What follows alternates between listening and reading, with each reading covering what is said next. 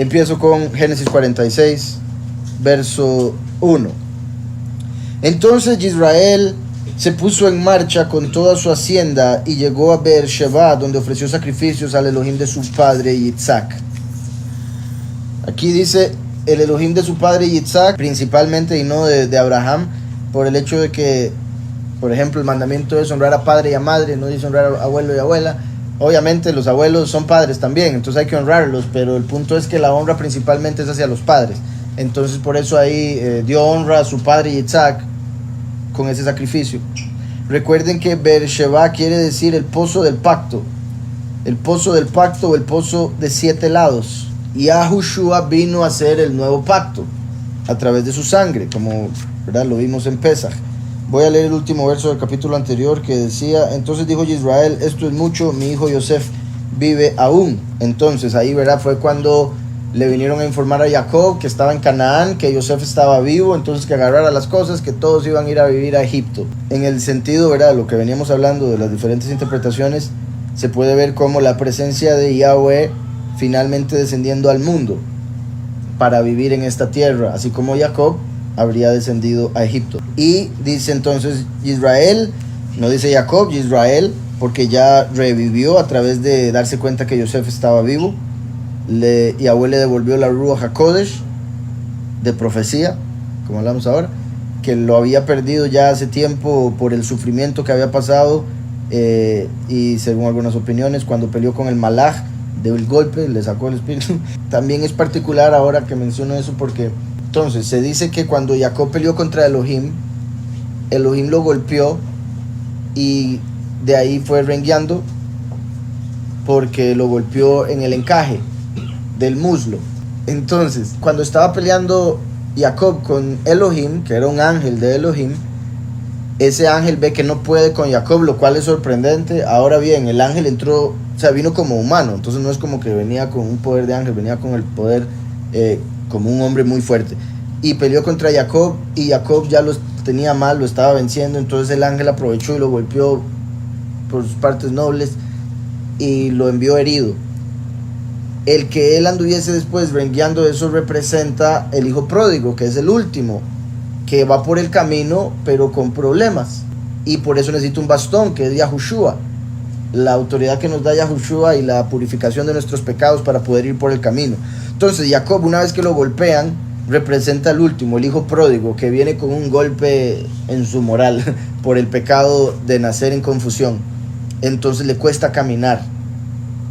Pero una vez que le dicen que Yosef está vivo, que representa la resurrección del último, le vuelve el espíritu y se vuelve Israel y sigue profetizando. Entonces sería como el último que vino al mundo, pero al partir de caer en pecado, cuando el enemigo lo golpeó, se le fue la ruach, entonces no sabía quién era, no sabía de dónde venía, entonces fue caminando por la vida hasta que Yahweh se le revela para decirle de Yahushua, y bueno, a través de Yahushua darle ruach para revivir, por decirlo así.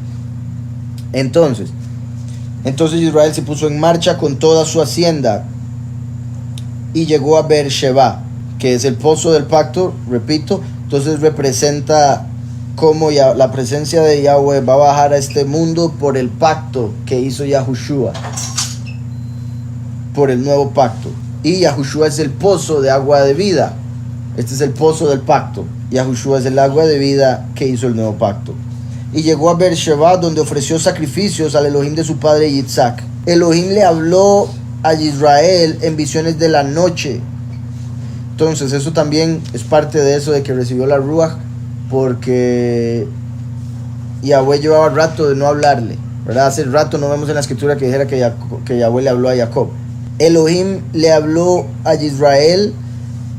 Por cierto, también habían partes donde se podría ver como que Yahweh le reveló algo a Jacob, pero el espíritu estaba tan lejos que Jacob no lo captaba al 100%, como cuando le dijo a los hermanos que quizá podrían traer a su otro hermano, refiriéndose a Yosef proféticamente, pero históricamente refiriéndose a Shimón. ¿Recuerdan lo que habíamos visto? Entonces, dice: Elohim le habló a Israel en visiones de la noche y le dijo: Jacob, Jacob. Vean cómo lo llama ahora Jacob, a pesar de venir como Israel anteriormente. El hecho de que lo llama 2 veces hace alusión a que le tiene mucho amor, mucho cariño, muy especial Jacob para el padre. También particular, a Jacob se le había dicho que él iba a tener 12 hijos y que de esos 12 hijos iba a tener naciones, tribus. Cuando a él le dicen que Yosef está muerto, él dice, ahora sí, se me vino toda la profecía para abajo. Pensó que se iba a ir al infierno, pensó que iba a morir e irse al infierno, por eso mucha de su preocupación, pensó que Yahweh le iba a reclamar por la vida de Yosef. Entonces, él pensaba que estaba viviendo en este mundo, pero que en el otro iba a morir, la segunda muerte, porque tenemos dos vidas, esta vida y la vida en el otro mundo. Por eso en hebreo Hayim, vida, es plural, debería traducirse vidas, la vida en esta carne y la vida en el otro mundo. Entonces aquí se estaba por hacer alusión a eso, y me parece curioso que Yahweh le llama a Jacob 2 veces, como también sería una confirmación de que viviría Jacob en este mundo y también en el otro mundo. Dice, y él respondió, aquí estoy, Hineini. ¿Verdad? Recuerdan ese Hineini, aparece mucho en la escritura y hace alusión al hombre listo para hacer lo que se le envíe a hacer, lo que se le mande. Verso 3, le dijo, yo soy el poderoso de tu padre, no temas. Entonces le dice Jacob respondió, aquí estoy. Le dijo, yo soy el poderoso de tu padre, no temas descender a Egipto, pues allí te estableceré como una gran nación. No temas en descender a Mizraim, porque por nación grande te haré yo a ti allí. Eso sería como literal. Entonces Yahweh estaba diciéndole a Jacob y profetizándole que, por un lado, bueno, Jacob pasa a Beersheba, hace sacrificios a Yahweh porque se acaba de dar cuenta que Yosef está vivo, y no dudo que tuviese sus preguntas en su cabeza como, ¿y será que sí me voy a vivir allá? Está bien que me hayan invitado el faraón, está bien que el mismo Yosef me diga, pero ¿y si Yahweh no quiere? Entonces Yahweh le dice, no tema en descender a Egipto. Si le dice no tema, es porque tenía miedo. Tenía miedo de pecar en contra del padre yéndose a vivir a Egipto, un lugar de idólatras. Entonces Yahweh le dice no tema, porque eso era parte del plan. Que también el hecho de que le dice no tema porque te haré una nación grande allí, muestra en lo que estaba diciendo ahora, la presencia de Yahweh finalmente bajando a la tierra para hacer que el verdadero Israel se multiplique y gobierne todo el mundo.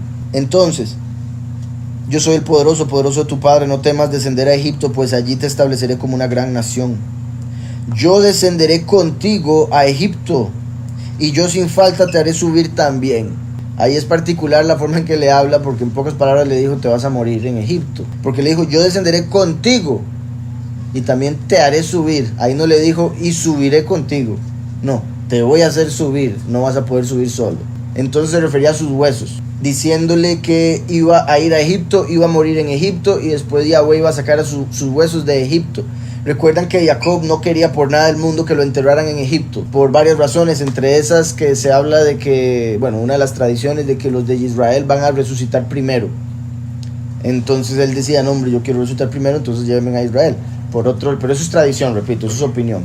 Por otro lado, que esto sí es más posible también, Jacob sabía las plagas que iban a caer a Egipto, entre esas las de piojos, y él no quería que su tumba fuese profanada durante las plagas a través de los piojos. Entonces quería que sacaran los huesos de ahí para que no fuese profanada su tumba. Además de que no quería que sus huesos estuvieran en tierra gentil, que no era de la heredad que le había prometido Yahweh, y por supuesto que no quería que estuviera en medio de un montón de ídolos. Entonces, parte del temor de él, además de fallarle a Yahweh, además de irse a vivir entre egipcios, era, y si me muero ahí, me entierran ahí, eso puede traer repercusiones para mi resurrección. Eso es lo que él pensaba, ¿verdad? Sabemos que Yahweh tiene control de todo y alguien se puede morir donde sea, que Yahweh lo trae al final, pero recuerden que en ese tiempo todo era según la carne, según la letra, todo era literal, entonces lo veían muy literal. Si yo me muero aquí, aquí me quedo, no, yo tengo que estar allá. ¿Sí me explico? Como la enseñanza judía que dicen lo cual yo no considero correcto, que el Todopoderoso necesita un hueso. Bueno, dicen los judíos que el cuerpo humano tiene un hueso indestructible, y que ese es el hueso que va a utilizar Elohim para hacer el cuerpo en la resurrección. No estoy de acuerdo porque me parece que han habido cuerpos que han sido completamente destruidos y no ha quedado hueso alguno. Y por otro lado, no considero que Yahweh necesite nada, para nada. Eso sería como un ángel que necesita material genético para poder hacerle un clon. Entonces eso sería Lucifer, el que necesitaría algo de genética para poder hacerle un cuerpo nuevo a las personas. ¿Está claro? Dicen los judíos que ese hueso se llama luz.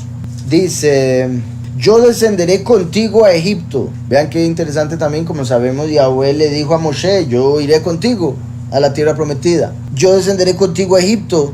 Ahora vamos a tener que ver lo de los 70, ¿recuerdan? Porque la Septuaginta dice que hay 75. Yo me estoy adelantando, pero por si algo, recuérdenme que Yahweh dijo: yo voy con ustedes. Entonces se podría contar hasta Yahweh, porque él dijo: yo descenderé contigo. Dice: yo descenderé contigo a Egipto, y yo sin falta te haré subir también. Dice aquí, Yahweh le está prometiendo a Jacob que sería enterrado en Israel. Dice: y Yosef pondrá su mano sobre tus ojos, refiriéndose a que cuando él muriese sería Yosef el que le cerraría los ojos. Entonces imagínense, bueno, ¿verdad? Por un lado, para los que son del mundo, para los que le tienen miedo a la muerte por no tener fe en el Padre y todo eso, pues obviamente que el Padre le diga: te vas a morir, sería como no temas, te vas a morir, ¿verdad? Para mucha gente sería una contradicción, pero para Jacob es una bendición, porque él sabe que no va a morir. O sea, él sabe que la vida continúa. Tras de eso, como dije, lo llamaron Jacob, Jacob, como dándole a entender: vas a vivir no solo aquí, sino también allá. Te voy a acompañar a Egipto y después tus huesos los voy a hacer subir a Israel porque usted ya va a estar conmigo. Básicamente sería como entendería Jacob. Por ende sería una bendición inmensa que Yahweh diga: vas a ir a ver a Yosef, que era lo que más deseabas en tu vida, y después me vas a venir a ver a mí, que es lo que cada uno de nosotros debe desear más en la vida. Entonces dice: y Yosef pondrá su mano sobre tus ojos. Yahweh le hace una promesa inmensa que, repito, para alguien de la carne sería como: me está diciendo que me va a morir. Pero para Jacob es una bendición saber que va a poder entrar a la vida eterna, que no se va a ir al infierno, y que el mismo Yosef, su hijo de Raquel, es el que va a cerrar sus ojos. Persona que él pensaba que no iba a volver a ver en su vida. Y Yahweh le está diciendo: es lo último que usted va a ver. ¿Sí me explico? Puesto que él cerraría los ojos. Entonces Yahweh, bendito sea, que nos sorprende y nos va a sorprender más y más cada día, aún en la eternidad. Pero mi punto es: muchas veces la carne y el enemigo nos mete ideas de cosas que uno puede tener temor o que no quiera en la vida, y que el enemigo venga y le diga: eso es lo que va a pasar, eso es lo que va a pasar. O que le diga: no, lo que el Padre le ha dicho no va a pasar, no va a pasar. Por las circunstancias, por las apariencias de todo lo que lo rodea a uno. Pero Yahweh tiene su momento perfecto para sorprenderlo a uno, como lo hizo aquí con Jacob. Imagínense el gozo de Jacob.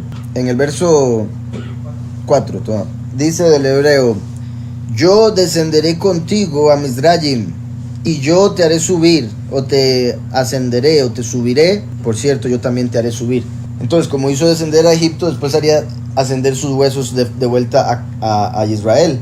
Pero el hecho de que utilice ascender es como decir: y me va a llevar su alma, lo voy a hacer ascender a mí, lo voy a hacer subir a mí. Y no solo eso, dice aló y alja, que es de Alá, no Alá, el Dios musulmán, es el verbo hebreo que quiere decir subir, o él ascendió. Alá sería él ascendió. Una de, porque hay otro Alá escrito diferente que es maldición, que es el que normalmente conecto con el musulmán. Alá, ¿se acuerdan el sacrificio Olá? El sacrificio Olá es el sacrificio de fuego, en el que el sacrificio asciende a través del humo, cuando se quema. Entonces recuerden que Yitzhak representa al primero, Yahushua. Jacob representa al último, el testigo como Moshe. El testigo como Moshe y el testigo como Eliyahu, todo parece indicar que los van a matar con fuego del cielo. Entonces van a ascender como un Olá. Entonces vean cómo Yahweh le dice a Jacob, que representa al último, que lo va a ascender a Lo, que es como Olá, que se conectaría con fuego. Después dice entonces el verso 5: entonces Jacob se levantó de Beersheba. Los hijos de Israel llevaron a su padre Jacob. Curioso eso, los hijos de Israel llevaron a su padre Jacob. Vean cómo esto no se ve con Abraham. Abraham se llamaba Abram y se le cambió el nombre a Abraham. Sarai, Sarah, no vuelve a ser llamada Sarai. Abraham no vuelve a ser llamado Abram. Joshea es cambiado a Yahushua, no vuelve a ser llamado Joshea. Pero Jacob es cambiado a Israel y sigue siendo llamado Jacob porque él mantiene la doble porción. Él sí mantiene ambos nombres. Porque recuerden que Jacob tomó la primogenitura de Esaú. Entonces tomó la doble porción del primogénito. Que también es como decir, tenía lo suyo y ahora lo de Esaú. Por eso se casó con Lea y con Raquel. Lea la iban a dar a Esaú. Cuando él tomó lo de Esaú, Lea le tocaba a él. Entonces Lea era esposa de Israel, que fue el nombre que recibió cuando contendió contra Elohim y contra el hombre de Esaú. Israel con Lea y Jacob con Raquel. En realidad eso se pueden también cambiar, se pueden decir de la otra forma, pero lo menciono así por el hecho de que más que todo es así como se menciona en el judaísmo, y porque como él tomó la bendición y la primogenitura de Esaú, y sabemos que Lea se iba a casar con Esaú, entonces sabemos que Lea estaba casada con la parte de Jacob que él tomó de su hermano. Y como fue en ese proceso donde se le dio el nombre de Israel, es que lo conectan con Israel. Pero por el hecho de que el nombre de Israel es el de más honor y que Raquel es la mujer que él más amó, entonces obviamente es que se puede hacer también esa conexión de Israel con Raquel y Lea con Jacob. Como los muchos están conectados con el nombre de Jacob y fueron muchos hijos que tuvo a través de Lea, y los pocos conectados con Israel, que fueron pocos los hijos que tuvo a través de Raquel. Entonces, él mantiene la doble porción, por eso mantienen ambos nombres. Representa las dos esposas que tuvo. Dice, entonces Jacob se levantó de Beersheba. Los hijos de Israel llevaron a su padre Jacob junto con sus hijos y sus esposas en los carros que Paró había enviado para transportarlo. Vean también ahí, Jacob junto con sus hijos y sus esposas. Entonces estaban, que también va a ser necesario incluirlo ahora, iba Jacob con Bilha, Silpa y Lea. Ya se había muerto Raquel, entonces dice ahí que iba con sus esposas. Cuenta entonces Bilha, Silpa y Lea. Dice el 6: tomaron sus rebaños y sus bienes que adquirieron en la tierra de Canaán. Jacob llegó a Egipto con todos sus descendientes. Aquí dice, tomaron sus rebaños y sus bienes que adquirieron en la tierra de Canaán, porque todo lo que habían adquirido en la tierra de Labán, en la tierra del arameo, se lo dio a Esaú. Entonces ahora tuvo que empezar de cero, y estando en Canaán volvió a acumular riquezas. Vean lo que es Yahweh, que es bueno, porque Jacob, como no estaba enfocado en las riquezas del mundo, Yahweh lo mantenía próspero. Si Jacob hubiese estado solo enfocado en el dinero, de fijo lo hubiera perdido, o se hubiera perdido él al menos, aunque hubiese tenido todo. Pero él estaba enfocado en Yahweh, entonces Yahweh lo sigue bendiciendo, porque cuando se presentó Jacob le dijo, tome, lo quiere todo, lléveselo todo. Entonces todo lo que acumuló de riquezas, donde Labán, que Labán representa a Lucifer, entonces como las cosas de este mundo. ¿Se acuerdan las riquezas injustas que dice la escritura? Que si fuiste fieles con las riquezas injustas, entonces Yahweh ve que uno puede ser fiel con las riquezas justas. El que es fiel en lo poco, Yahweh lo pondrá sobre mucho.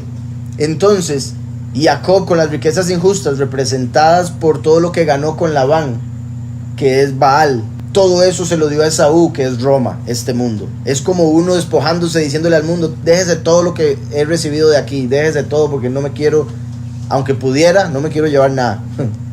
Entonces Jacob, todo lo que se ganó donde Labán, se lo da a Esaú. Pero después va a Israel, Canaán, y Yahweh lo vuelve a prosperar, y con todo eso entra a Egipto, que representa como la riqueza ya que viene después, la verdadera, la que va a permanecer. Sí, antes de eso, que era menos, por supuesto, pero era todo lo que tenía hasta el momento, que se lo dio a Elifaz, el hijo de Esaú, ¿verdad? Porque cuando Jacob se fue, porque Esaú lo quería matar, mandó a Elifaz a matarlo, pero Jacob le dijo, un pobre es como muerto, por ende le voy a dar todo, y usted ya no va a tener de qué preocuparse, porque es como si me hubiera matado.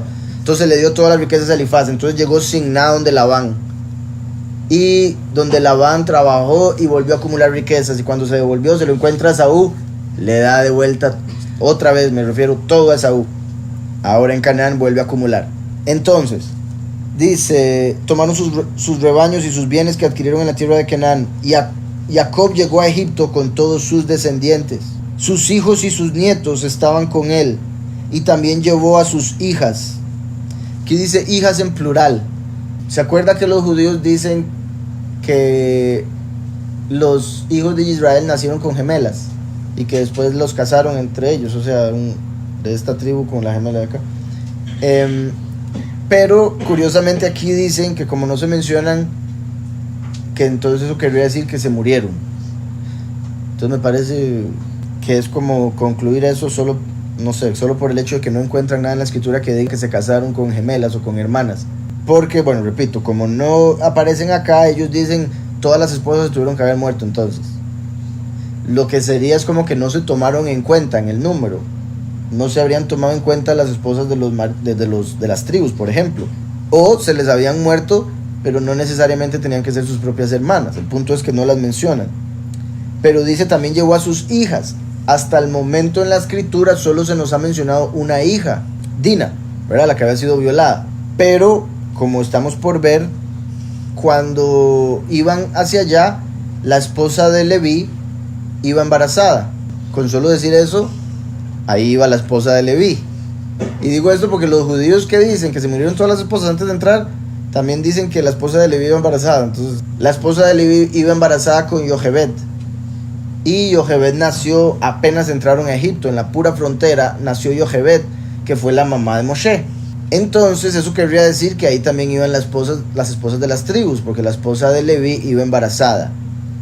Pero aquí el punto es que dice hijas en plural, porque estaba Dina y apenas llegaron a Egipto nació Yochebed. Entonces se volvió plural el término hijas. ¿Está claro? Entonces ahí se está incluyendo a Dina y a Yochebed. Dice, sus hijos y sus nietos estaban con él y también llevó a sus hijas. Aquí ponen ver el 37-35. Todos sus hijos y todas sus hijas se levantaron para consolarlo, pero él se negó a consolarse. Dijo, descenderé a la sepultura enlutado por mi hijo. Su padre lloró por él. Y después ahí continúa. También, ¿verdad? Por si algo, recuerden que estaba la hija Serach, la que le cantó a Jacob que Yosef estaba vivo. Entonces, por Yashar y por este que acabamos de leer, sabemos que habían otras hijas, habían otras mujeres. Por Yashar y por este que acabamos de leer, repito, sabemos que habían otras hijas. Pero por nombre, solo se ha mencionado a Dina como hija directa. Las otras eran nietas, que en la escritura aparecen como hijas de todas maneras, pero simplemente para tenerlo claro. Entonces, con lo que acabamos de ver, sí habían hijas.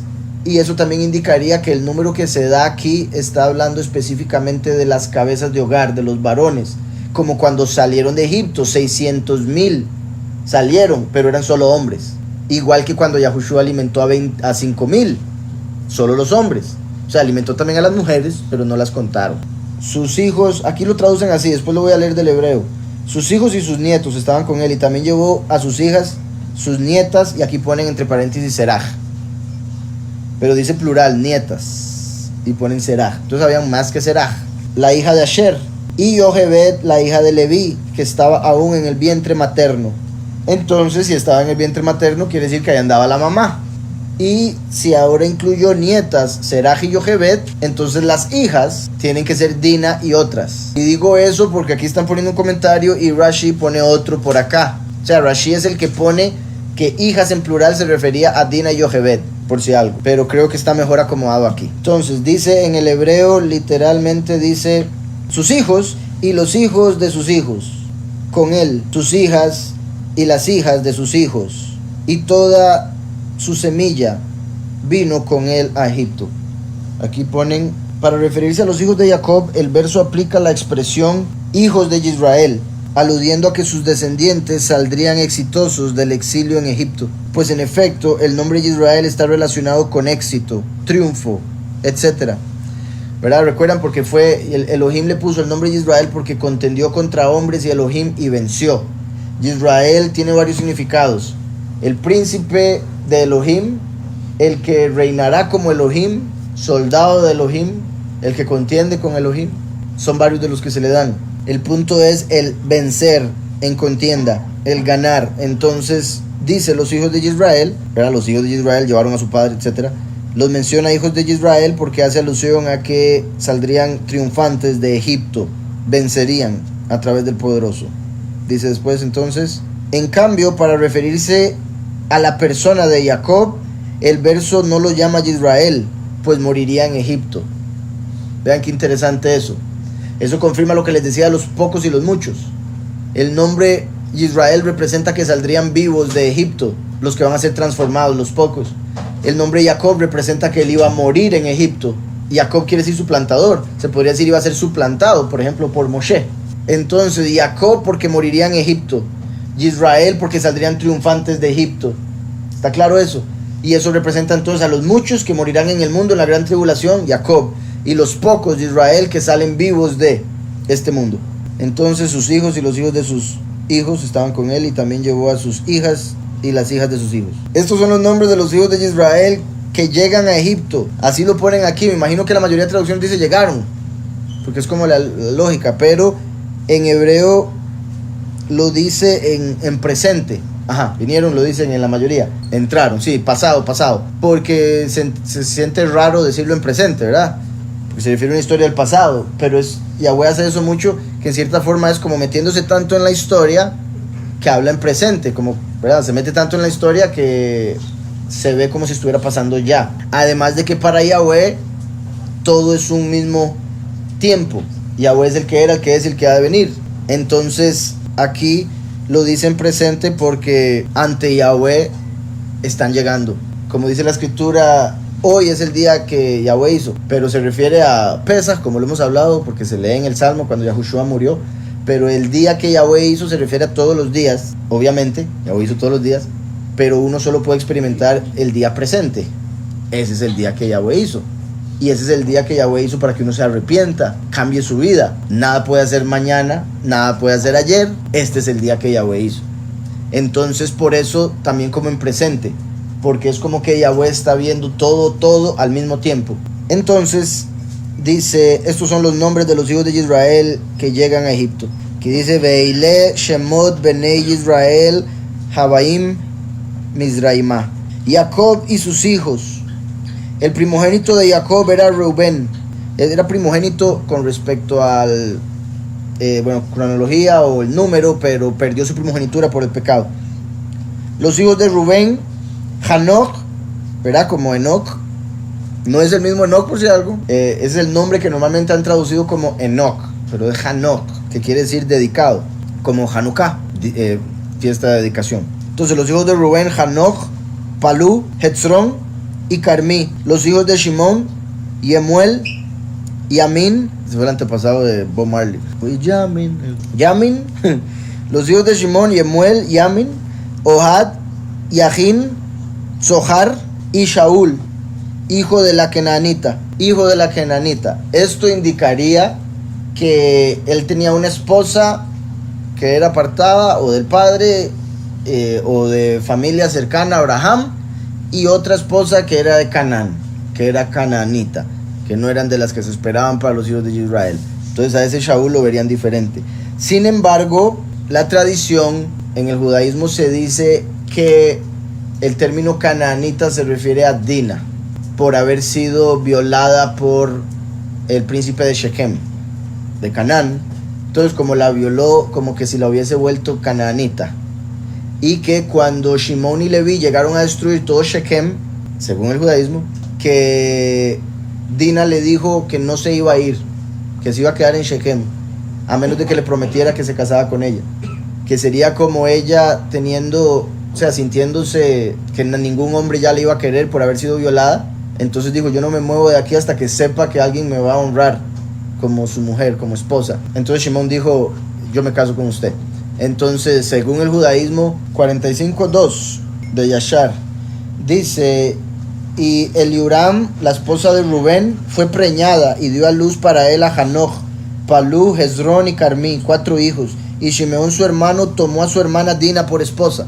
Dice, y Shimón su hermano tomó a su hermana Dina por esposa, y ella dio a luz para él a Memuel, Yamin, Ohad, Yahin y Zohar, 5 hijos. Entonces, se le llamaría en la Torá la canaanita porque se hizo uno con el canaanita de Shechem. Y después vino Abumá, la mujer Kenán, la mujer canaanita, la misma Abumá que Shimeón tomó cautiva de la ciudad de Shechem.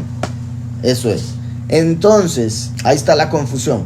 Los judíos dicen que la cananita es Dina, lo cual, ¿verdad? Suena raro porque sabemos que es israelita. ¿Cómo la van a llamar cananita? Sería una falta de respeto, a menos de que sea por lo que estaba diciendo, de que se hizo uno con un cananita. Sin embargo, vemos en el libro de Yashar y con las historias de la misma guerra que hubo en Shechem, que Shimón tomó una mujer para él ahí. Entonces, voy a tratar de acomodarlo mejor. Como los judíos no toman en cuenta el libro de Yashar, entonces ellos dicen la cananita es un título que se refiere a Dina, que fue con quien se casó Shimón cuando llegó a Shechem a rescatarla, porque ella no se quería ir sin casarse con alguien. Pero como no tienen en la Torá y no aceptan la Yashar, las guerras de Leví, Shimón y todos ellos con Shechem y las demás naciones, entonces no tienen escrito el que se casó con una mujer de Shechem, una canaanita. ¿Se acuerdan que ellos, verdad, como ven a los gentiles tan mal en el Talmud como animales y todo eso? Esa es una de las razones por las que dijeron que no se casaron con ninguna canaanita, se casaron con hermanas. Lo que decía ahora la tradición, que por esa tradición dicen que aquí se murieron todas ellas. Y por eso dicen que la canaanita sería Dina, como para decir nunca un judío israelita se casaría con una de Canaán. Pero está escrito en la Torá y en Yashar, trajo una de Canaán. Y lo dice así porque no era común. Trajo una cananita. Entonces no era común, pero sí sucedió. Ese es mi punto. No era lo ideal, pero sí sucedió. Igual con Yahudá, que fue y se casó con la hija de Shua, cuando se alejó de sus hermanos. Entonces, en el judaísmo, como no tienen Yashar, dicen que la cananita a la que se refiere la Torah era Dina. Pero en el libro de Yashar vemos que Shimón se casó con dos mujeres, con Dina y con una cananita. Entonces, cuando leemos aquí que dice en Torah, los hijos de Shimón, Yemuel, Yamin, Ohad, Yahin y Tzohar, todos con Dina, como vemos en Yashar. Y Shaul, hijo de la canaanita, y otro hijo que tuvo con la mujer que trajo de Shechem, la canaanita. ¿Está claro? Porque entonces en la teoría judía sería Shaul, el hijo de Dina, y los otros hijos de quién sabe quién. Pero en Yashar vemos de quién era hijo cada uno de ellos. Cuando no se menciona mujer era Dina porque era israelita, y como la otra era canaanita, sí hay que mencionarla porque no era normal que Israel anduviese con mujeres de Canaán, que era maldito. Por si algo, Noah maldijo a Canaán porque le hizo perder la oportunidad de tener más hijos. Entonces Canaán fue maldito. El cuarto hijo de Cam fue maldito con ser esclavo. Ahí empezó la esclavitud.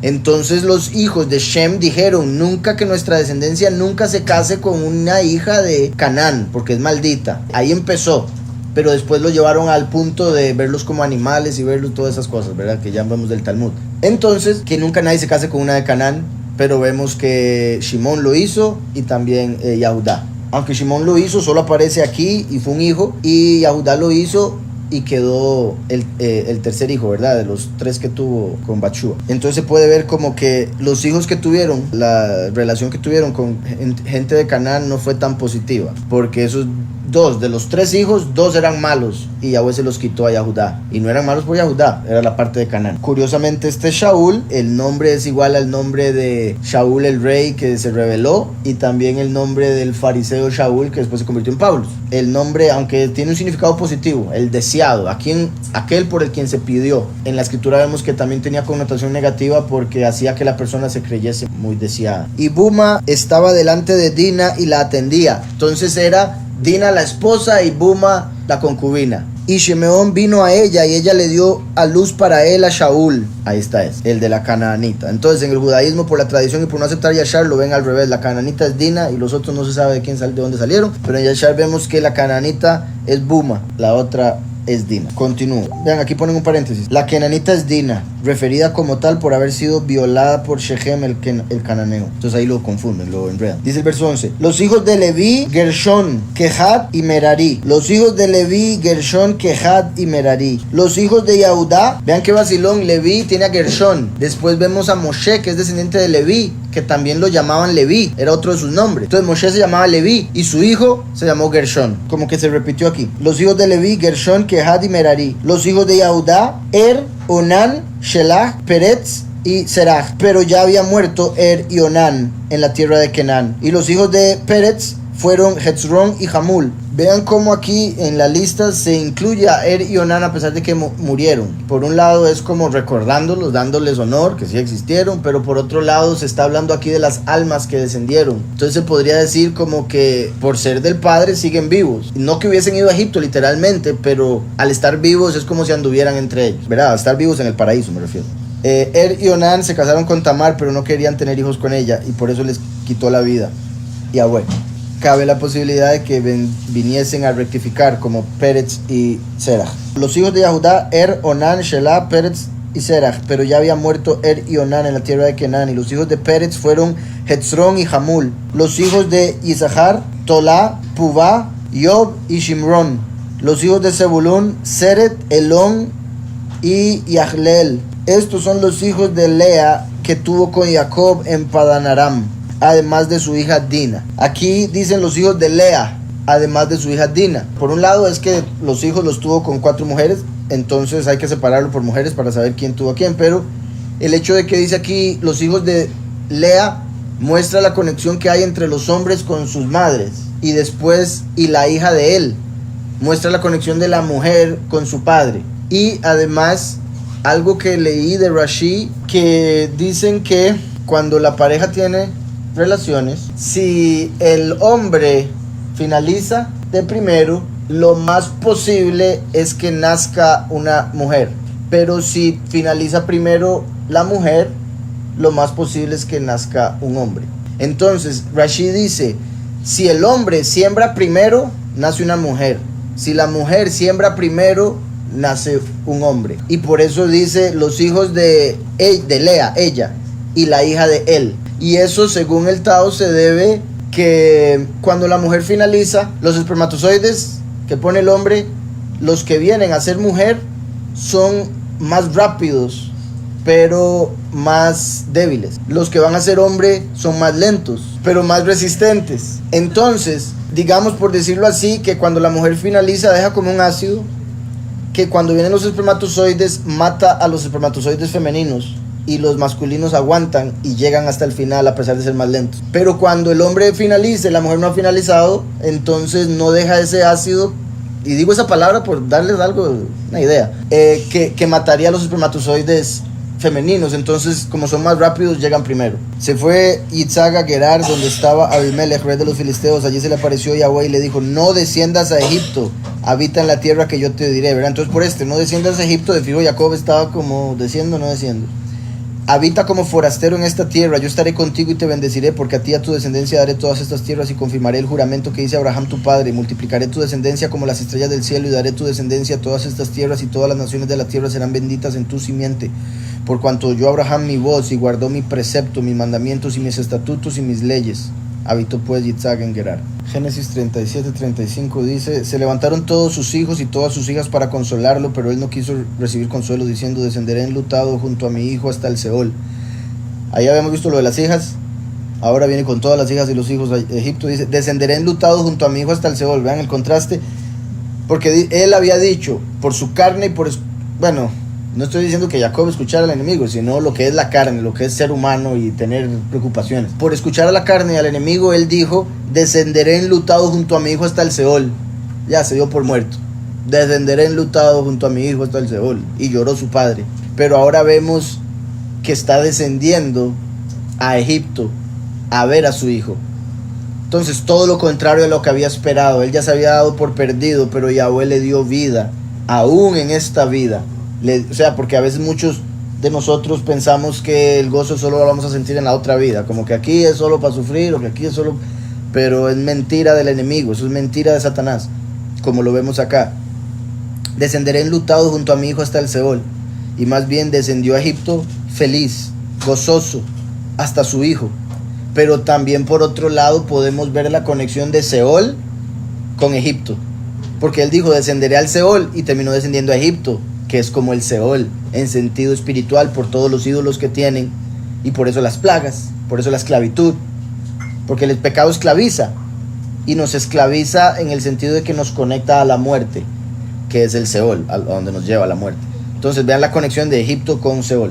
Seret, Elón y Yahleel, estos son los hijos de Lea que tuvo con Jacob en Padan Aram. además de su hija Dina. Aquí ponen literalmente la hija de él, ¿verdad? Así dice en hebreo. El verso 15 dice, estos son los hijos de Lea que le engendró para Jacob en Padan Aram. Y Dina, su hija, refiriéndose, bueno, la hija de él, porque dice Bitó, que es la hija de él. Y es lo que decía ahora, aquí ponen la hija de él. Los hijos los relaciona con la madre, mientras que a la hija la relaciona con el padre, para indicarnos que si la mujer emite primero su simiente, engendra un varón, y si el hombre eyacula primero, engendra una niña. Entonces, como les digo, me parece curioso esto, verlo en el judaísmo, porque me lo había encontrado por otra creencia china. Entonces ya hay dos culturas que lo creen.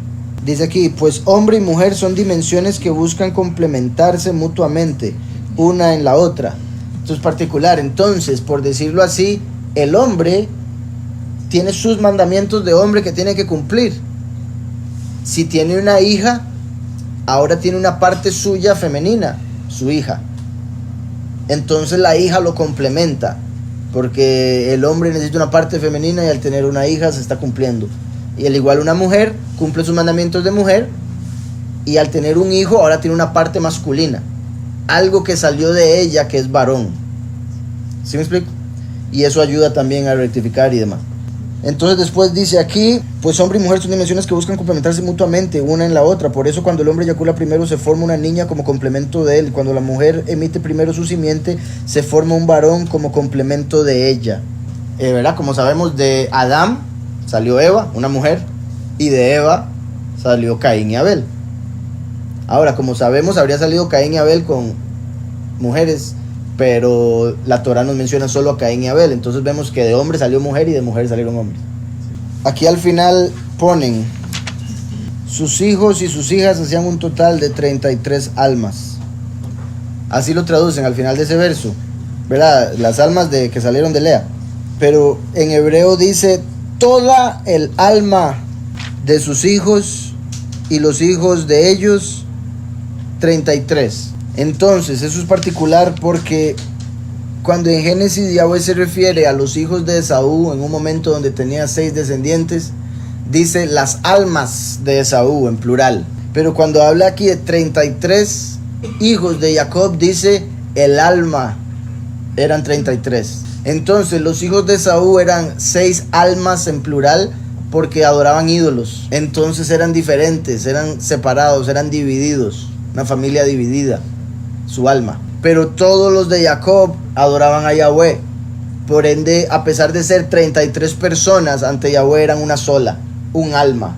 Que eso es parte de lo que hemos hablado, por ejemplo, cuando el alma de David se ligó con el alma de Yahuhanán, de tanto amor que tenían el uno por el otro, se volvieron un alma. Cuando nosotros creemos en Yahushua, su alma viene a nosotros. Por ende somos un alma, porque así somos el cuerpo de Mashiach. La congregación somos el cuerpo de Mashiach. Entonces eso quiere decir que somos un alma, porque nuestra alma es Yahushua. ¿Está claro? Entonces lo vemos aquí cuando dice toda el alma de ellos eran 33, pero lo dice en singular. 33, curiosamente, la edad de Yahushua cuando murió, ¿verdad? Yahushua muere a los 33. Aquí vemos que de Lea salieron 33 y Yahushua vino de Yahudá, que es hijo de Lea, como el primero. Entonces vea que primero se encuentran 33, la edad de Mashiach, hijos de Lea, de donde vino Mashiach. De primero se cuentan primeros. Los masones, no dudo que lo hayan agarrado de ahí, sí, lo de Yahushua. El hecho de que como mataron a Yahushua a los 33, entonces ellos digan que ese es un número especial para ellos, de suerte, porque lo pudieron vencer según ellos, ¿verdad? A esa edad. También el hecho de que Yahushua a los 33 se convirtió en Elohim. Ellos consideran que al nivel 33 ellos son Elohim. Entonces también esa es otra. Dice aquí un comentario. Aquí se mencionan solo 32 nombres. A la cuenta de 33 se llega incluyendo a Jacob. O bien a Yochebed, hija de Leví, que nació cuando estaba arribando a Egipto. O bien a la presencia celestial que siempre acompaña a los israelíes en su destierro. Ahora vimos que Yahweh dijo, yo iré contigo. Entonces ahí estaría el 33. 32 personas mencionadas y Yahweh que fue con él. O 32 mencionados y Jacob, el padre de ellos. Pero es que se está diciendo como gente que iba con Jacob. Entonces parece indicar la presencia de Yahweh. O Yochebed, que iba en el vientre. Entonces hay 3 formas de verlo. El número 33, Jacob, Yahweh o Yochebed. Para los que van a escuchar esto por primera vez, recuerden que Yahweh nos revela mucha información. A través de un solo verso, Yahweh nos dice muchísimas cosas. Por eso la escritura está viva. Uno puede leer la escritura y siempre se va a encontrar algo nuevo. Puede leer el mismo capítulo, siempre va a encontrar cosas nuevas. Y Yahweh, cuando menciona nombres de personas o de lugares, nos está diciendo lo literal, lo histórico y geográfico, que nos da a entender los nombres, obviamente, pero espiritualmente, a través de los significados de los nombres, nos revela algo extra. En este caso, con estos nombres, voy a leer los significados de los nombres a partir de... En el verso 8 sería: aquel que reinará como Elohim en el mundo de aflicción, en este mundo, es el suplantador, quien va a suplantar al enemigo, eso es Jacob.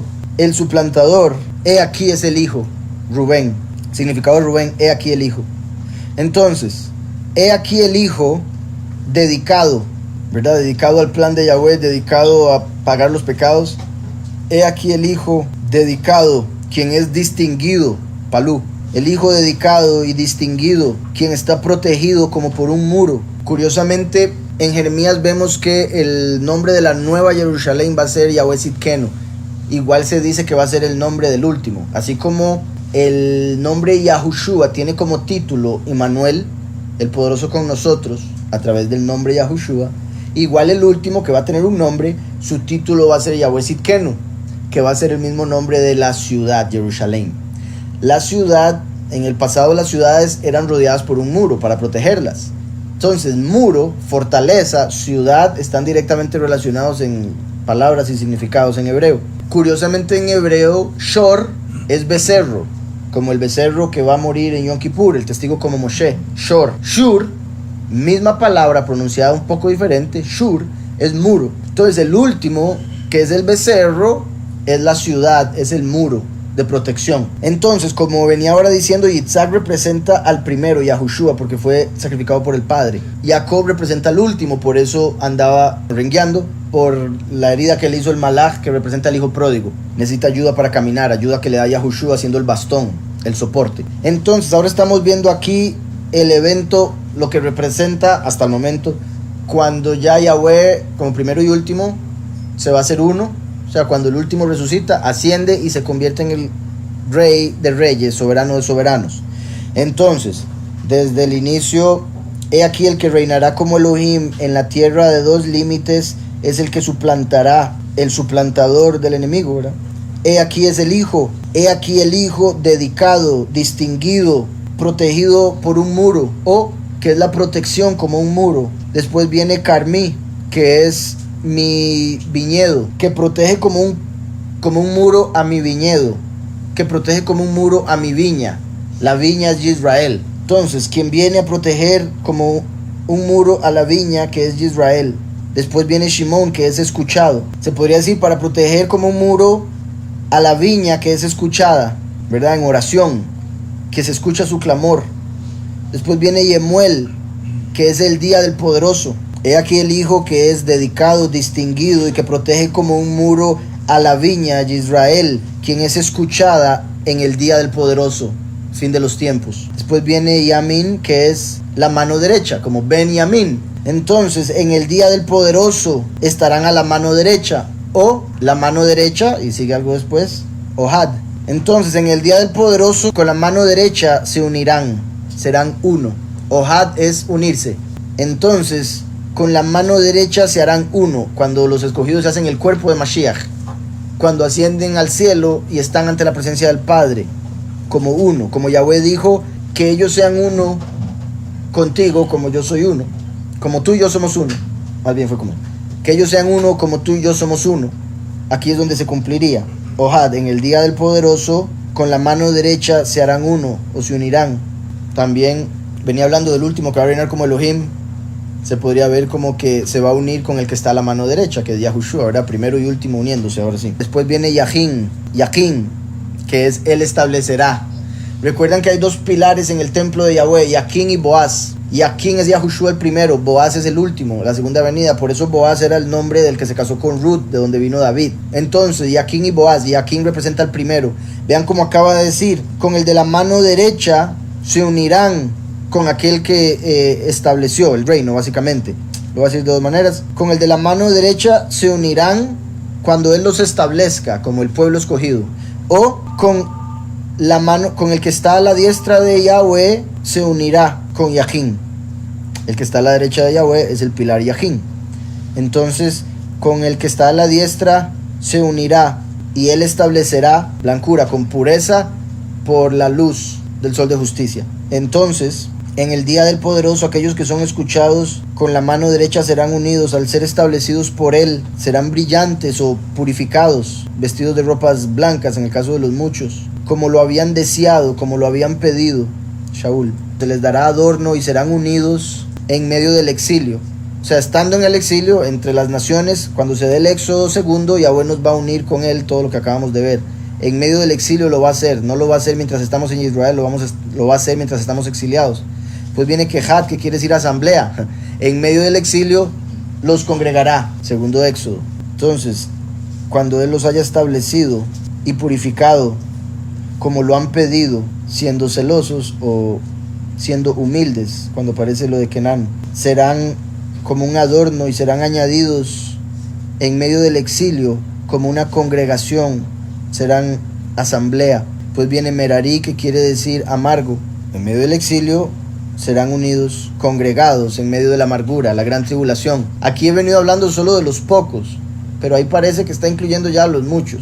De hecho, está hablando de los hijos de Lea, entonces hace más alusión a los muchos. Si tomamos en cuenta los muchos por ser Lea, y que Yahushua, que murió a los 33, son 33 aquí los que menciona, y Yahushua dijo, esta es la sangre del nuevo pacto que es derramada por los muchos. Entonces, con los muchos en mente, aquel que gobernará como el poderoso en la tierra de dos límites, la tierra de aflicción, es el suplantador, quien suplanta al enemigo. He aquí es el hijo, he aquí el hijo dedicado y distinguido, que es como un muro y protege la viña, Israel, la viña a los muchos. Recuerden que la higuera es Yahudá, a los pocos. Entonces, como un muro a la viña, Israel, quienes son escuchados en el día del poderoso por la mano derecha, son escuchados por el intercesor, que es Yahushua, que está a la mano derecha, son escuchados en el día del poderoso por la mano derecha, para ser unidos con aquel que estableció el reino de Yahweh en la tierra, quien los establecerá y les dará ropas blancas. En Apocalipsis 7 son los muchos los que se visten de ropas blancas, los pocos en Apocalipsis 19 se visten de lino fino. Entonces, si les dará ropas blancas o los hará blancos como lo han pedido, después de haber sido humillados en la gran tribulación, serán adheridos, ¿verdad? Y humillados también por el haber cometido el error de la doctrina. Serán adheridos, unidos en medio del exilio, entre todas las naciones donde se encuentran, y serán congregados a través de la amargura, o sea, a través de la gran tribulación, los 30 días en que mueren, como dice Oseas 5:7. Después viene Yahudá y alabarán a Yahweh, particular, porque en Apocalipsis 7 vemos que los muchos mueren, pero cuando Yahweh los resucita van a alabar a Yahweh y van a decir su nombre y todo lo demás que ya hemos hablado. Todo lo que rechazaron estando aquí lo van a aceptar allá. Entonces, como aquí, y alabarán a Yahweh. Después viene y alabarán a Yahweh cuando hayan despertado, o sea, resucitado. Despierto es cuando hayan resucitado alabarán a Yahweh. Confirma que estaban muertos y confirma que estaban dormidos también doctrinalmente. Cuando hayan despertado serán fuertes, Onan, y orarán, o como habrán orado, como habrán pedido, recibirán fortaleza, y abrirán brecha al levantarse, que sería como al resucitar, abrirán brecha para entrar a la otra vida, o al haberlo Yahweh resucitado, Yahweh va a abrir una brecha a través de el que se levantó como el sol de justicia, representado por Seraj. Cuando se levante el sol de justicia, o cuando se levante la luz del Shabbat, el nuevo día, el milenio, es ahí donde estarían resucitados. Después decía, entonces, cuando sea levantado, salga como el sol de justicia, al despertar y fortalecerse, o fortalecerse en el celo de Yahweh, se abrirá brecha en el muro, como en Jericó, para entrar a la tierra prometida. Se abrirá brecha en el muro y recibirán misericordia. Entonces, los muchos serán resucitados y podrán entrar a la nueva Jerusalén recibiendo misericordia, no van a tener que volver a morir. Después venía Yisahar. Yisahar quiere decir hay recompensa. Entonces, después de Hetzron y Yamul, se hará brecha y recibirán misericordia. Se abrirá brecha y recibirán misericordia. Tendrán recompensa una vez resucitados en el reino de Yahweh. Tendrá recompensa el gusano, el gusanito de Jacob. Recuerdan como Yahweh llama a Israel, gusano de Jacob. Tendrá recompensa el gusano. Aquellos que eran indefensos, pero que oraron y por ende fueron resucitados y transformados como en la metamorfosis en mariposas, para poder elevarse. Entonces recibirá recompensa el gusano de Israel, que también se conecta con Israel el último, quien es espléndido, o lo espléndido de su boca, como la voz. Y habrá recompensa para el gusano,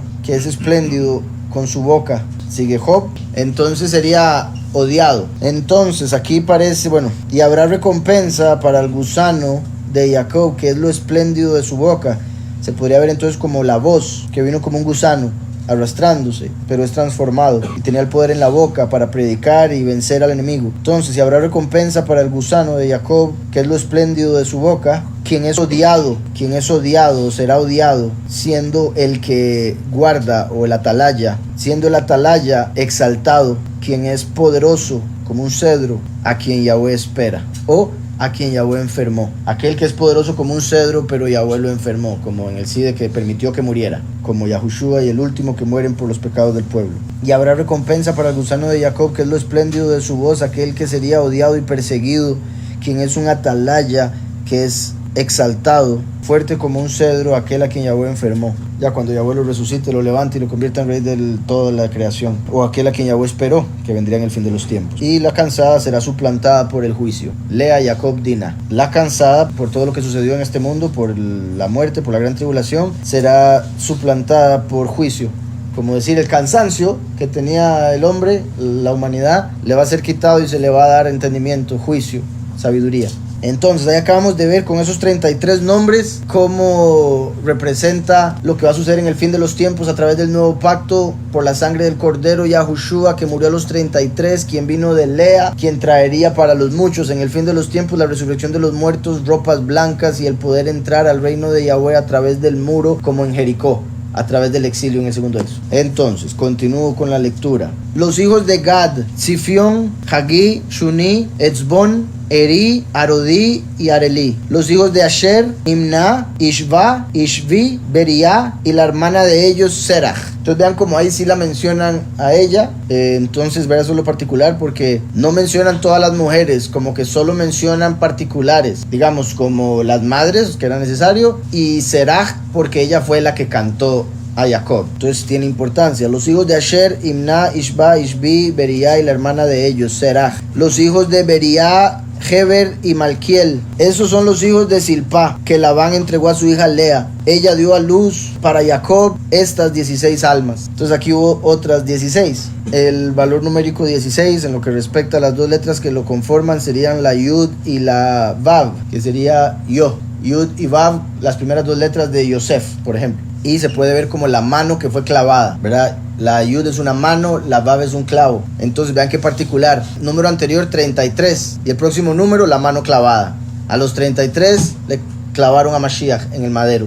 Entonces 16, la Yud es la mano y el clavo es la Vav. A los 33 sería clavada la mano de Mashiach, se puede ver ahí. Además, esta es la mujer que dio a Lea, entonces los hijos de ella eran como de Lea, por ende continúa la conexión con Yahushua, que vino de Lea. Entonces decía, los hijos de Beriá, ella dio a luz para Jacob estas 16 almas. Y en lo que respecta al valor numérico 33, como las dos letras serían la Lamed y la Gimel, que sería la vara, el cetro en movimiento, la enseñanza en movimiento. Curiosamente a Yahushua lo llaman el verbo, porque es la palabra en acción. En realidad es la palabra, pero a lo que me refiero es como la enseñanza. Tras de eso la Lamed es la primera letra del Lamat y suena igual, ¿verdad? Se conecta con enseñar y aprender. Lamat como la Lamed, y Yahushua vino como el cetro, la autoridad para enseñar, siendo la palabra en acción. Entonces, Lamed Gimel, autoridad y enseñanza en movimiento. La Gimel es un pie, como el Evangelio. Entonces, la enseñanza del Evangelio, número 33. La enseñanza del Evangelio, número 33, a través de la muerte de Mashiach a los 33. Cuando fue clavado su mano en el madero, como el 16, Yud Vav. Vuelvo a la lectura, para poder fluir ahí ya. Entonces, los hijos de Gad: Sifión, Hagí, Shuni, Etzbón, Eri, Arodí y Arelí. Los hijos de Asher: Imna, Ishba, Ishvi, Beriá y la hermana de ellos, Serach. Los hijos de Beriá: Heber y Malquiel.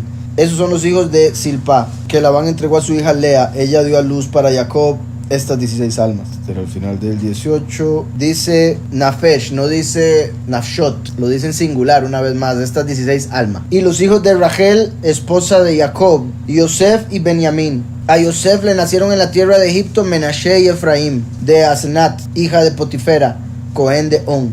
Los hijos de Benjamín, Bela, Becher, Ashbel, Gerá, Naamán, Ejí, Rosh, Mupim, Jupim y Ard. Los 10 nombres que les puso fue por Yosef, por todo lo que le había pasado a Yosef. Lo habíamos visto anteriormente cuando se le reveló a Benjamín Yosef. Entonces, sacerdote de On, será al final del verso 20. Y le nació a Yosef en tierra de Mizrayim, que le dio a él Asnat, hija de Potifera, Cohen On. También On, al ser es una Aleph y una Nun, se puede ver como el becerro de oro cayendo.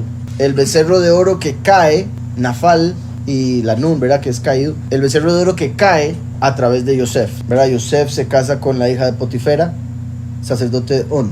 22.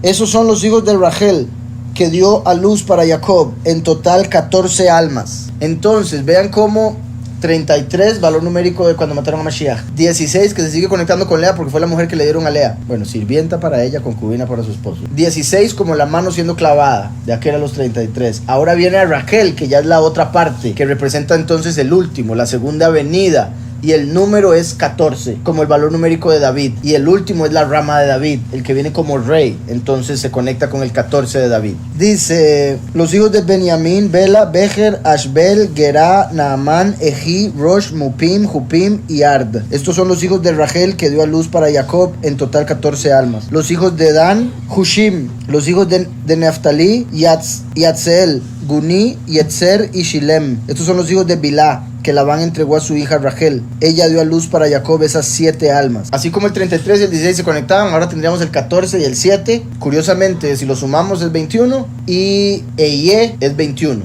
¿verdad? Yo seré, Eye Asher Eye, valor 21. Como diciendo, yo seré, el que ha de venir. El 14, David, la rama de David. Y el 7, el que trae el cumplimiento en el fin de los tiempos, el Shabbat milenial. ¿Estamos? Para las 7 congregaciones de Apocalipsis. El primer grupo que vino a través de Lea se conecta con Yahushua el primero. El segundo grupo que viene a través de Rachel se conecta con el último. Toda la gente que sale con Jacob hacia Egipto, en presente, sus propios descendientes son 66. Además de las esposas de los hijos de Jacob. A ver el 26 como lo dice. Toda el alma que vino o que viene para Jacob a Mizrayim, que salieron de su lomo. Yereico, que salió de su lomo. Yereico, muy particular, porque el lomo fue lo que le golpeó el ángel. Y es la misma palabra en hebreo. El punto es que es como si el ángel hubiese tratado de quitarle la descendencia. Ustedes han visto cuando a un hombre le pegan partes nobles que dicen que lo va a dejar sin hijos. Eso fue lo que quiso hacer el malaj, dejarlo sin hijos. Le golpeó el lomo de donde salen los hijos. Lo curioso es que Yahweh prometió que haría su descendencia como la arena del mar y como las estrellas del cielo, y el ángel vino a tratar de evitar eso con un golpe a lo que lo multiplicaría, pero más bien se podría decir, o sea, bueno, Yahweh terminó cumpliéndolo, puesto que dice que de su lomo, aquel que le golpeó el ángel, salió toda esta gente. Entonces, por un lado, así como Abraham y su esposa eran estériles y ya estaban viejos y tuvieron a Isaac, algo similar, a este hombre lo golpean de una manera sorprendente un ángel en el lugar donde le puede volver estéril, pero aún así Yahweh se encarga de que salga toda esta gente de él. 26, que salieron de su lomo. Dice, exceptuando las mujeres de los hijos de Jacob, toda el alma, Shishim Basheish, 66. 66, aquí se ve como que venían 66, pero después en Egipto se les unió Yosef, Efraín, Menashe y Yochebed. Entonces llegaron a 70. 66 más 4, 70, ¿verdad? Yosef, Menashe, Efraín y Yochebed en la frontera. Entonces por eso aquí dice, toda la gente que sale con Jacob hacia Egipto, sus propios descendientes son 66, además de las esposas de los hijos de Jacob. Y los hijos de Yosef que le nacieron en Egipto, 2 almas. Todas las almas de la casa de Jacob que vinieron a Egipto, 70. Entonces 66 salieron de la casa de Jacob, pero cuando llegaron a Egipto eran 70, porque los esperaban 3 y nació una. ¿Estamos? Entonces ahí sería 70. Dice además de las esposas, que quiere decir aparte. Entonces ahí dice sin contarlas. Entonces sí venían, pero aún así Rashi dice que lo más seguro murieron porque no las mencionan. Pero no tiene sentido porque si las mencionan, nada más no las cuentan. Entonces sí venían con sus esposas. Ahí venía más gente, pero se están contando cabezas de hogar, como normalmente se hace en la escritura. Ahora, la Septuaginta, ahí dice 75. Por eso es que hay versiones que dicen 75 y trataron de arreglar ese problemilla que parece haber con ese verso. En la Kadosh tratan de solucionar eso en el verso 20. Dice, a Yosef en la tierra de Mizrayim le nacieron hijos, los cuales Osnat, la hija de Potifera, Cohen de On, dio a luz para él, incluso Menashe y Efraín. Y hubo hijos nacidos a Menashe, cuales la concubina Aramí le dio a luz para él, incluso Magir. Y Magir engendró a Galad. Y los hijos de Efraín, el hermano de Menashe, Shetalaam y Tam. Y los hijos de Shetalaam, Edem. Ahí están los 4. Entonces ahí metieron los 4 que habría tenido Efraín y Menashe, que se habrían unido también al llegar a Egipto. Entonces agregamos a Jacob, 75. O agregamos a Yahweh, que dijo yo voy contigo, 75. ¿Está claro? Si contamos a los hijos de Efraín y Menashe como lo hacen en la Kadosh para solucionar ese problema de la Septuaginta 75, que se cita en Hechos, como lo vimos la vez pasada. Hay quienes, en vez de contar a los hijos de Efraín y Menashe, como lo hacen ahí, cuentan a y Onán, que ya estaban muertos. Aquí ponen una lista en sí toda la gente que llegó. 33 salieron de Lea, 16 de Silpá, 7 de Bilá, 14 de Rachel. Entonces 33 más 16, 49. 49 más 7, 56. 56 más 14, 70. Ponen la Torah lista solo 69 personas. La inclusión de Yochebed, que nació en la entrada de Egipto, hace el número 70, aunque no se especifica en la Torah. Otros incluyen a Jacob en la cuenta para llegar a 70. También se toma en cuenta la presencia celestial que los acompañó en el exilio. Aquí se están contando 70, pero si incluimos a Lea, Silpa, Bila, Jacob y Yahweh, tenemos 75. O si incluimos a Asenat, puesto que ya sería uno con Yosef, familia. Pero si incluimos a Yahweh, porque bajaría, haría 75 cuando contamos a las 3 esposas de Jacob, que ahí iban. ¿Sí quedó claro eso? Entonces varias formas se llegan a 75. El número 70, que es como aparece en las escrituras, excepto la Septuaginta, se conecta con, como dijo Yahweh en Salmos y en otras partes de la escritura, que Yahweh dividió las naciones según el número de hijos de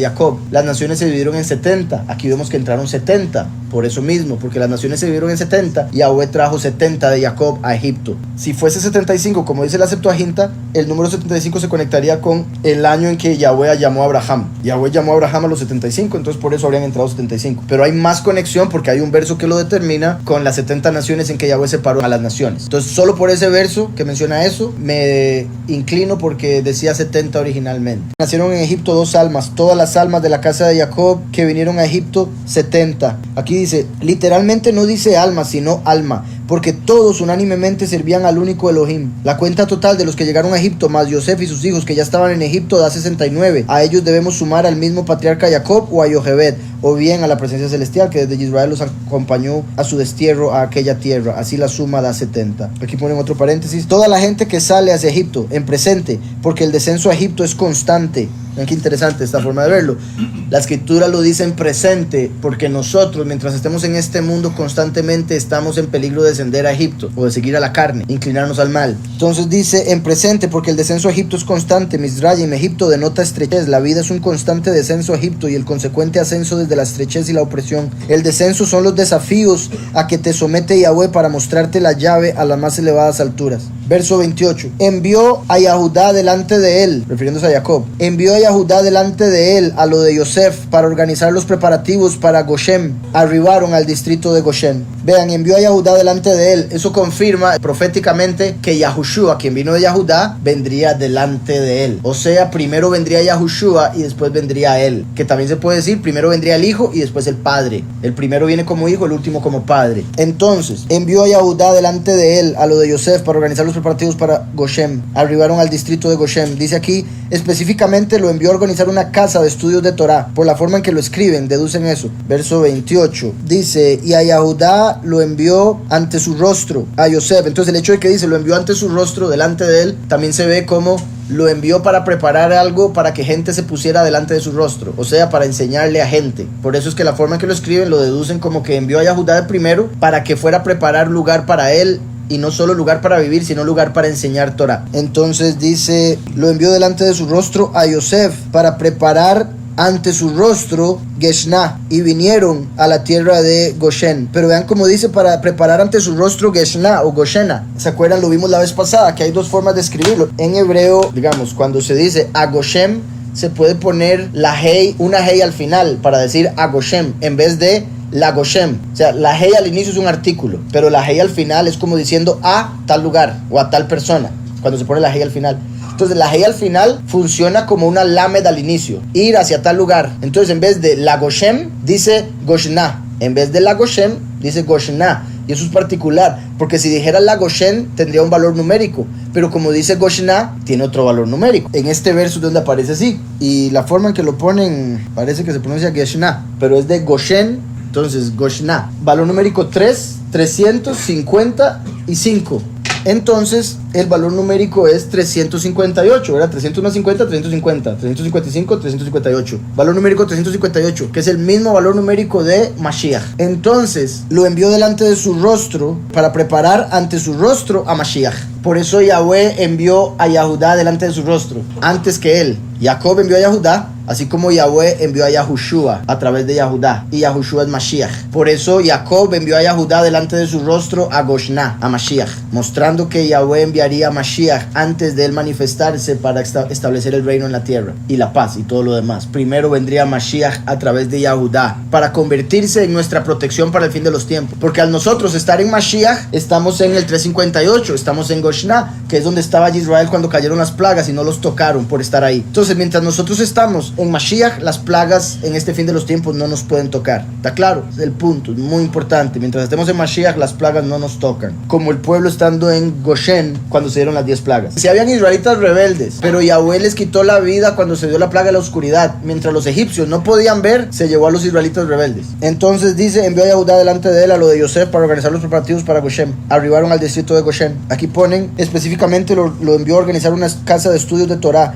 Goshen es la región del delta del Nilo. Es la zona más rica de todo Egipto, la más apta para la cría de animales, ideal para los hijos de Jacob que eran ganaderos. Y Yosef le dijo a sus hermanos, díganle al faraón que ustedes son pastores desde niños, para que los mande a Goshen. Por 2 razones, porque los pastores eran abominables para ellos. Dan varias razones. Una histórica que mencioné la vez pasada es por los Ixos. Los Ixos que mataron a un faraón y a su hijo y dividieron Egipto. Entonces el próximo faraón, que era hijo y hermano de esos 2 que murieron, odiaba a los Ixos, que eran pastores. Entonces a partir de ahí odiaban a los pastores. Por eso cuando Yosef le dice, dígale que son pastores, es para que el faraón diga, ok, entonces los voy a poner lejos de nosotros porque odiamos a los pastores. Pero los judíos dicen que el odio era por tratar y comer ovejas y corderos que ellos adoraban. Pero hay otra opinión que dice que más bien honraban a los pastores por ser quienes cuidaban a sus corderos. Entonces que por eso les dieron una tierra tan buena. Entonces hay 2 opiniones que son completamente contrarias, por si algo, más la histórica de los Ixos. Entonces históricamente a los Ixos los odiaban por la muerte que hicieron en Egipto del faraón, de su hijo, y la división de Egipto, y eran pastores, entonces odiaban a los pastores. Según el judaísmo, odiaban a los pastores por comer y no tratar también a las cabras y corderos que ellos adoraban. Es la zona más rica de Egipto, la más apta para la cría de animales. Dice entonces, Yosef preparó su carro y fue a Goshen al encuentro de su padre Israel. Yosef preparó su carro, eso es clave, porque Yosef tenía todos los siervos que le dieran la gana, pero él lo hizo él mismo, hizo un esfuerzo para ir a ver a su papá, como diciendo, yo voy a hacer el esfuerzo porque es mi papá, y por otro lado así lo honra.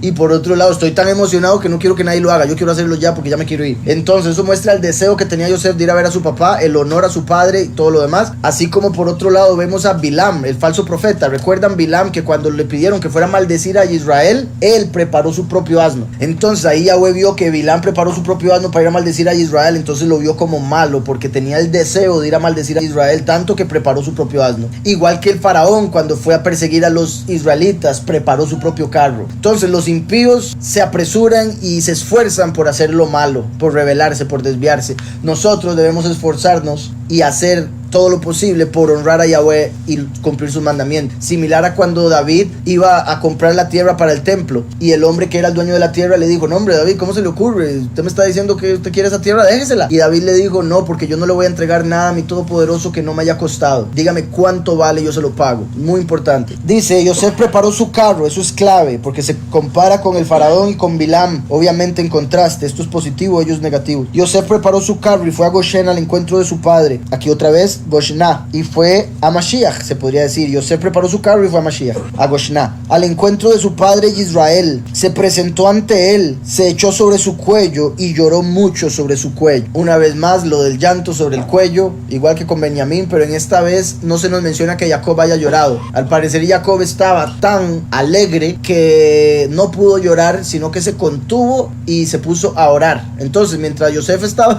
Jacob estaba orando, y según el judaísmo diciendo el Shema. Shema Israel, Yahweh Eloheinu, Yahweh Echad. Entonces, de tanto gozo que tenía, primero oró a Yahweh, y por eso no menciona que haya llorado, solo menciona que Yosef lloró. 55:12 de Yashar dice: y cuando Jacob se acercó al campamento de Yosef, Jacob observó el campamento que venía hacia él con Yosef, y lo complació a él, y Jacob estaba estupefacto con lo que vio. Y Jacob, oigan eso, vean qué bueno, estaba estupefacto con lo que vio. Y Jacob dijo a Yahudá, Jacob, quien había vuelto a recibir la Ruach HaKodesh de profecía, dijo a Yahudá, que es de donde viene Mashiach: ¿quién es ese hombre a quien veo en el campamento de Mizrayim vestido de túnicas reales, con un atuendo muy rojo sobre él y una corona real sobre su cabeza, y que se ha bajado de su carruaje, viene hacia nosotros? Y Yahudá le respondió a su padre: él es tu hijo Yosef el rey. Y Jacob se regocijó al ver la estima de su hijo. Y Yosef vino cerca de su padre y se inclinó a su padre, y todos los hombres del campamento se inclinaron a tierra delante de Jacob. Y he aquí que Jacob corrió hacia su hijo Yosef y cayó sobre su cuello y lo besó, y ellos lloraron, y Yosef también abrazó a su padre y lo besó. Pero aquí vemos que ellos lloraron, que es lo lógico,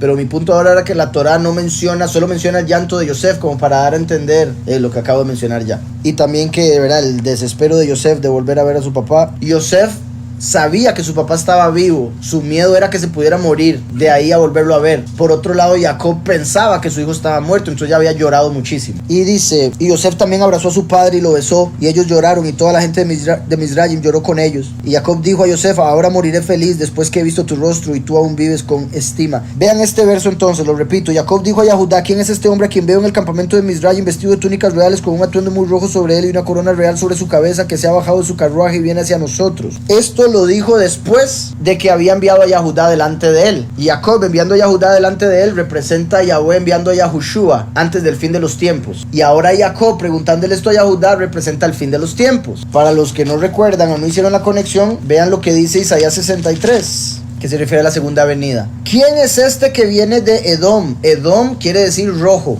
¿Quién es este que viene de Edom, de Bosra, con vestidos rojos? Esto es el profeta Isaías. Profeta Isaías, aquí tuvimos a Jacob. El profeta preguntándole a Yahweh, aquí era Jacob preguntándole a Yahudá. ¿Quién es este que viene de Edom, de Bosra, con vestidos rojos? Este vestido con esplendidez, que marcha en la grandeza de su poder. Este primer verso es el mismo de Yashar, es la misma cuestión. Quizás hasta es lo mismo en hebreo, o sea, nada raro que en hebreo lo diga exactamente igual, solo que la traducción haga que parezca un poco diferente. Yo diría Edom por rojo, pero no diría Edom por Esaú, por si algo. Entonces, ¿quién es este que viene de Edom, de Bosra, con vestidos rojos? El profeta no entiende por qué viene alguien como gentil tan exaltado. Este vestido con esplendidez, que marcha en la grandeza de su poder, como Yosef venía como rey. Yo, el que hablo en justicia, grande para salvar, Yahweh mismo. Aquí vemos que es Yosef, pero aquí proféticamente Yahweh está diciendo que él es el que se va a manifestar así, como un gentil, a través de Yosef, con quien se cumplió este reflejo, profeta. ¿Sí me explico? No sé para ustedes, pero para mí esto es porosísimo. El libro de Yashar, súper antiguo. Después el libro del profeta Ishayahu, un capítulo que yo menciono muchísimo porque es un capítulo que me parece que el 99% de las personas no entienden, porque si lo entendiesen sabrían de la segunda venida, que viene como gentil, y otro montón de detalles que se muestran ahí. Razón por la que el mismo profeta, ni siquiera él sabía, ni siquiera él entendía. El profeta, al que Yahweh todo se lo decía, y el profeta dice: ¿y este quién es? Porque el mismo profeta ve el futuro y no entiende cómo se manifiesta Yahweh así, como un gentil, como Yosef en Egipto, como Yosef como un egipcio, como Moshe como un egipcio. Está claro todo eso. Muy importante ese verso poderosísimo. Recuerdan que en hebreo, cuando algo es mucho, se repite la palabra, se dice dos veces, como de cierto moriréis, es muriendo moriréis. Entonces ahí sería rojo rojo, y por eso Edom y rojo, como rojo rojo, o muy rojo. Entonces sí, nada extraño, pero no tengo el Yashar en hebreo, nada extraño que haya sido escrito exactamente igual, y por ende, de todas maneras, lo que dice es lo mismo. Fue un hecho histórico con Yosef, y después en Isaías, profético con Yahweh, para mostrar que Yahweh se manifestaría a través de Yosef en el fin de los tiempos como un gentil de Roma. ¿Está claro? Y en pecado. Poderosísimo. Cierro aquí. Y Israel le dijo a Yosef: ahora, después de haber visto tu cara, ya puedo morir, pues vives aún. Y dijo Israel a Yosef: moriré esta vez después de haber visto tu rostro, porque todavía vives. Moriré esta vez, como diciendo: ahora sí me puedo morir. Antes no, ahora sí. Y también moriré esta vez es dando a entender: moriré esta vez, pero aquella no. Porque antes pensaba que por no tener a Yosef iba a morir aquí y allá.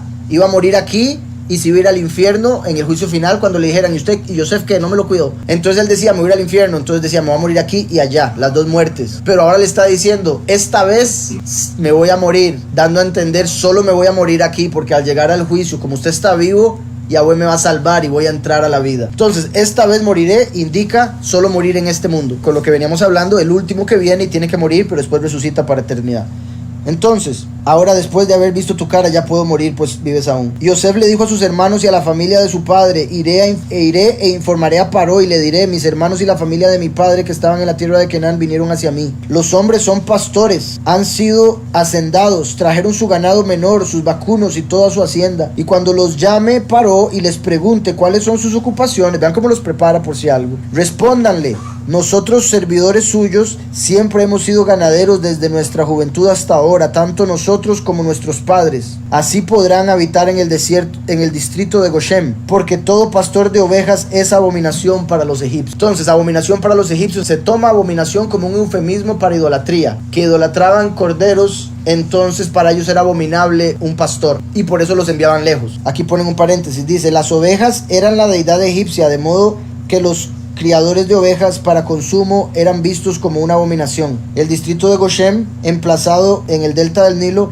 era especialmente rico para la cría de ganado. Otro comentario aquí dice, Yosef como mandatario de Egipto recomienda a sus hermanos que al citarlos al faraón le digan que son ganaderos o pastores de ovejas, y entonces, dado que los pastores de ovejas son abominación para los egipcios, el faraón les asignaría una zona alejada del centro residencial del imperio, como lo es la zona de Goshen en el delta del Nilo. Entonces termina el verso diciendo, respóndanle, nosotros siervos suyos siempre hemos sido ganaderos desde nuestra juventud hasta ahora, tanto nosotros como nuestros padres. Así podrán habitar en el distrito de Goshen. El punto era que no los pongan a trabajar en nada más, sino que los alejen, porque también el punto era no estar tan cerca de los egipcios para no ser influenciados por su cultura. Así podrán habitar en el distrito de Goshen, porque todo pastor de ovejas es abominación para los egipcios.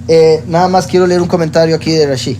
Dice aquí, de acuerdo al Zohar, abominación en la escritura es un eufemismo para deidad pagana. Los egipcios mantenían distancia de los sacerdotes, oigan esto, esta es la otra opinión, porque los tenían en mucha estima, porque atendían a su Dios. De hecho, reverenciaban a los pastores como deidades. Consecuentemente, el faraón les dio la tierra de Goshen, que es descrita como la mejor de toda la tierra. ¿Verdad? Entonces, parece ser contrario, completamente contraria a la otra opinión. Pero dicen que como cuidaban a las ovejas, al cordero, entonces los tenían en mucha estima. Como era un dios para ellos, eso para nosotros es abominable. Entonces por eso la Torah pone abominación, porque era un dios para ellos. También dice, de acuerdo a otras opiniones, el verso quiere decir que los egipcios consideraban a los pastores abominables, porque no respetaban a las ovejas como dioses, así como los egipcios lo hacían. Entonces son dos opiniones completamente contrarias, pero que se conectan con lo mismo. Y la otra cuestión es la histórica con los hicsos.